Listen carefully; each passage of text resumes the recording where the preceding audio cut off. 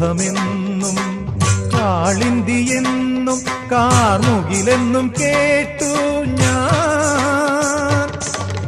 ഉറക്കെ ചിരിക്കുവാൻ മറന്നോരെന്നെയും ഉദയാസ്തമയങ്ങളാക്കി നീ. തിരുനട കാക്കാൻ നിർത്തി നീ.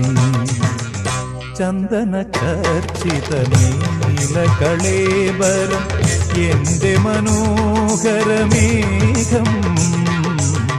കായാമ്പൂവിലും എന്റെ മനസ്സിലും കതിർമഴ പെയ്യുന്ന മേഘം.